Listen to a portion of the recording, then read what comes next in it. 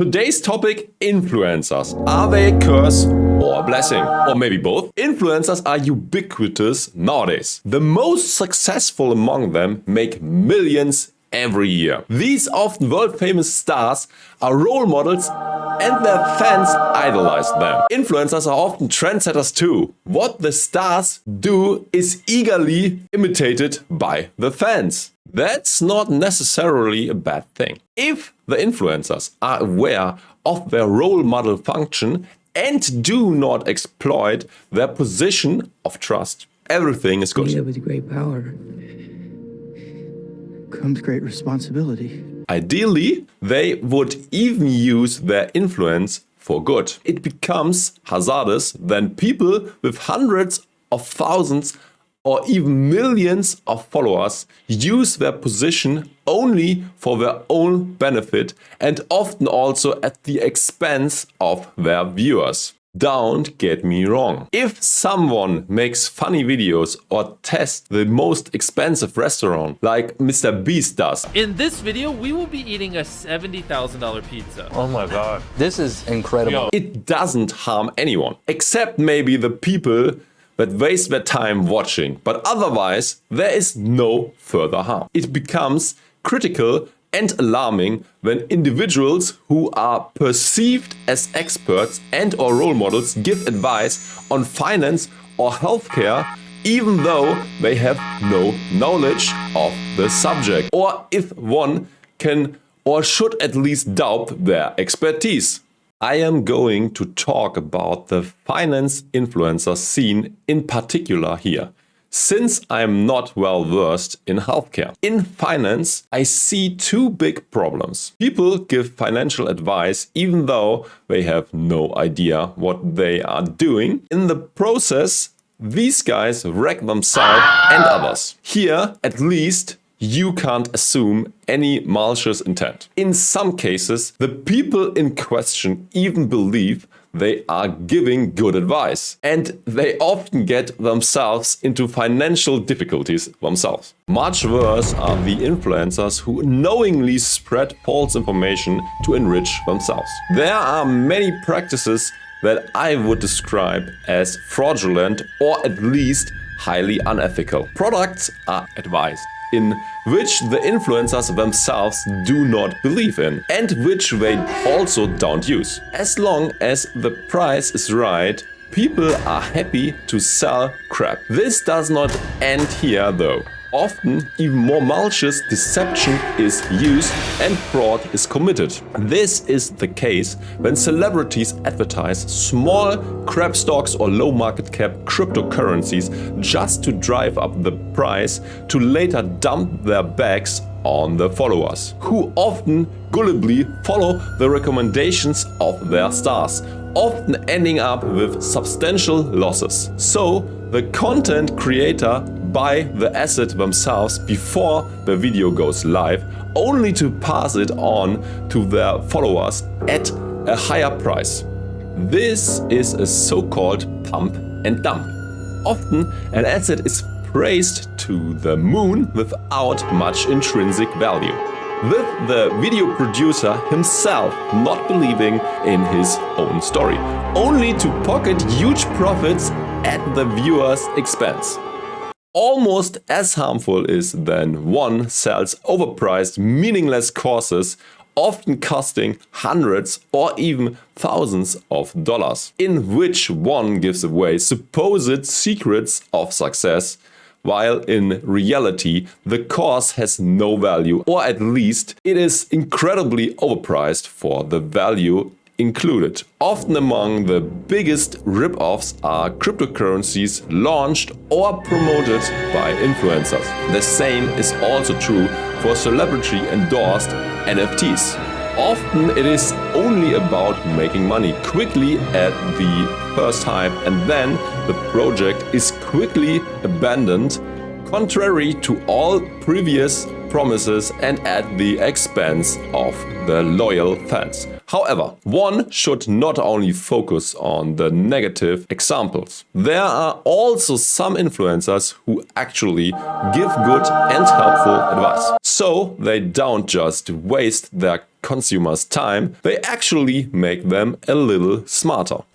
Often even with the added benefit that people can make better investment decisions as a result. Do not blindly follow your stars, but always use your own brain too.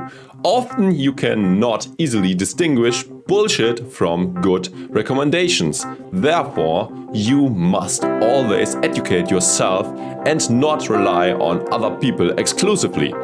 What is also often helpful, first look at many sources on the topic and then form an educated opinion without relying only on one source. Let's now look at a few of your favorite influencers in detail. One of the most prominent examples is Stephan. He is an American real estate agent and YouTube personality, best known for videos on financial independence, saving money, investing money, and real estate investing, and lately cryptocurrency as well. I assume he in general wants to do no harm. Most of the time he recommends a smart investment strategy, preaching that people should invest broadly diversified in low-cost index funds. Nevertheless, one can also find plenty of openings for criticism. For one thing, he seems to accept almost all sponsorships as long as they are well paid. For example, he promoted the FTX exchange, which is now in Chapter 11 bankruptcy. The downfall of FTX might be the biggest scandal in crypto, and that means a lot in a field full of scams and scandals. You can also argue that he is not the best candidate to give financial advice, as he did not attend university. He left school as soon as possible to work as a real estate agent. You have to give him credit, though, for being self-educated on the topic. He may not have gone to university, but his videos are usually decent. However, his titles and thumbnails are always extremely clickbaity.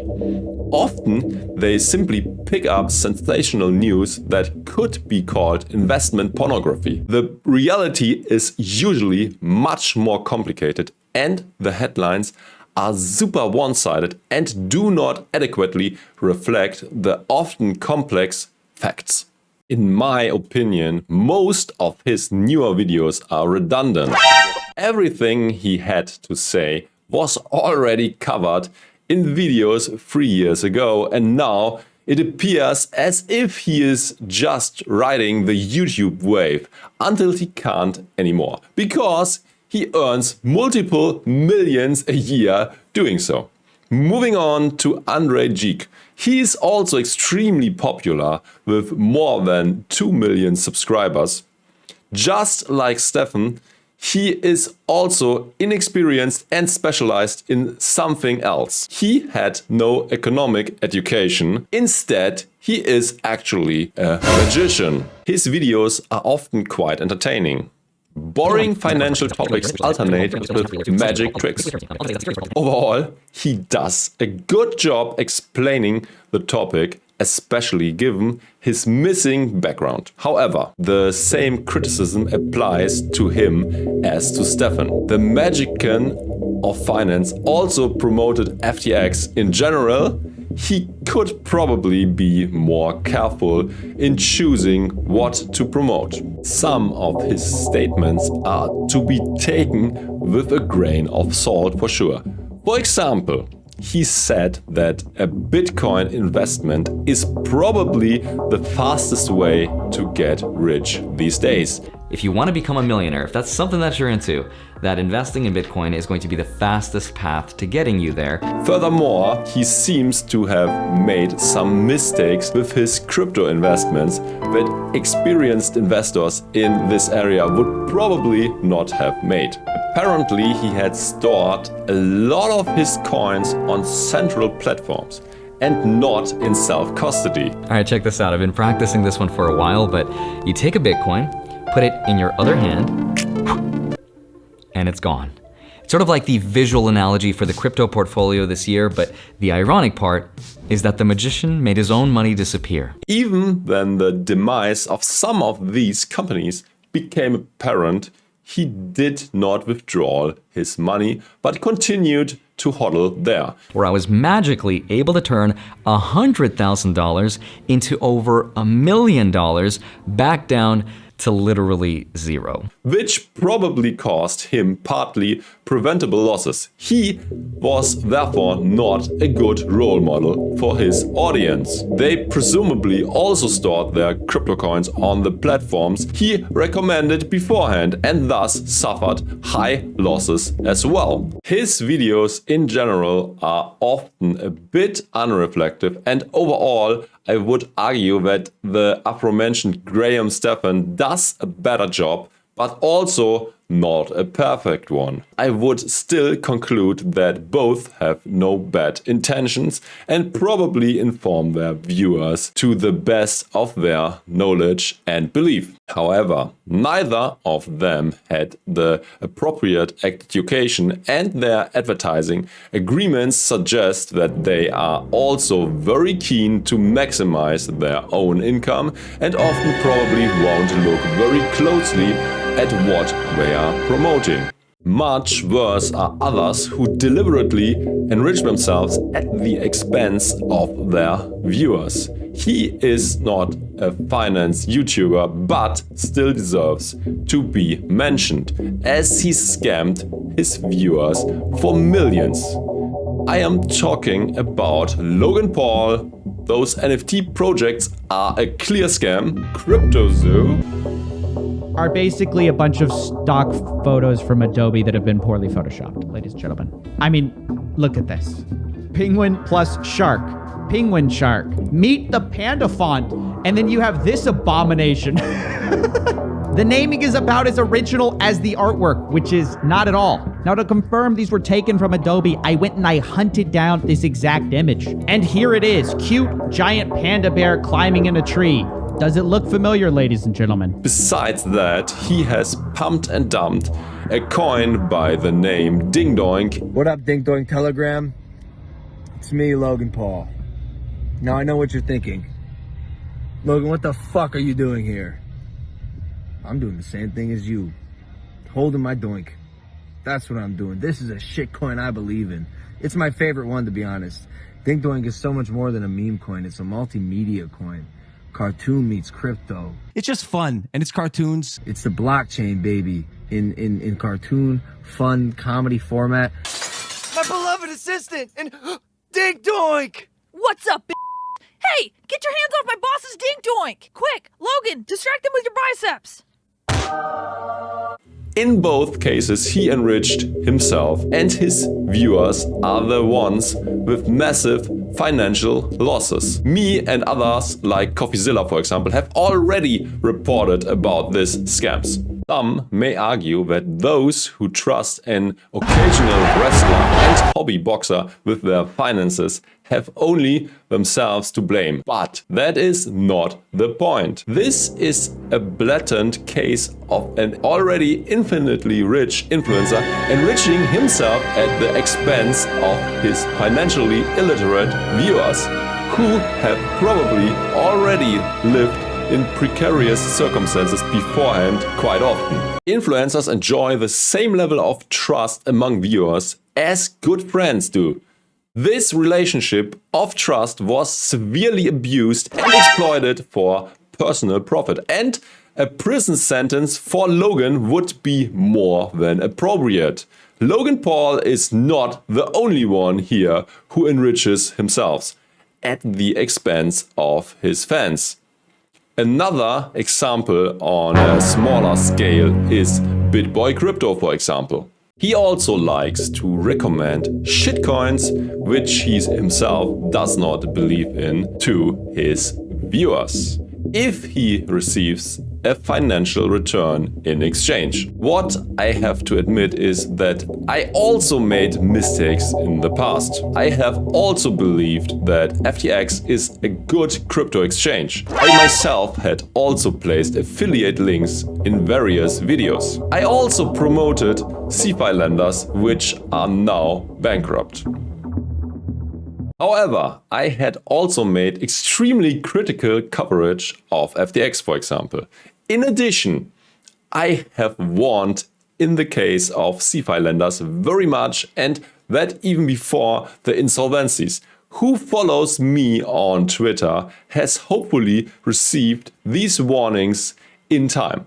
I have never intentionally misadvised people to enrich myself personally. On the contrary, I myself have lost a lot of money on FTX and Vault as CeFi lender. I also enjoyed a better financial education than those previously mentioned. I got a degree in economics. My videos are also usually very detailed and I don't just scratch the surface but do deep dives. I, for example, was about the only one who foresaw the imminent collapse of Terra Luna at an early stage. I also was about the only one who had the guts to speak out this uncomfortable truth, not being afraid of the shitstorm from all Luna maxis. Who listened to me and acted accordingly was able to avoid catastrophic losses. Besides me, there are other great YouTubers too that do a good job in finance. The best finance YouTuber by far, in my opinion, is Felix. Benjamin Felix is the head of research at PVL Capital, a Canadian wealth management firm. His videos always have a lot of depth and his assessments are always up to date with the latest scientific knowledge. His content is highly recommended. Besides him, others do a good job too. All of those mentioned now also have a solid economic background. The Plain Bagel is another channel which is worth watching. Expect investing and personal finance videos with a hint of economics. Richard, the host, is a CFA and CFP professional working as an analyst for an investment management company in Canada. Patrick Boyle also makes good finance content. He is a hedge fund manager, a university professor, and a former investment banker. How Money Works is another interesting channel. What I like about the channel is that it often gives you a completely different view on a matter than the usual mainstream opinion. An honorable mention goes to CoffeeZilla for exposing many of the scams out there. Logan, you stole 40 million in tokens from me. You are a scam artist. You are a liar, and you betrayed your own community. You aren't that guy. Logan replies, "Oh, Jake, trust me, bro. I am that guy." His channel can help you become more alert and suspicious of potential investment opportunities of a lifetime, which often end up being a scam. This was it. Don't forget to like and subscribe and share. Watch this video next to learn why most financial advice is flawed.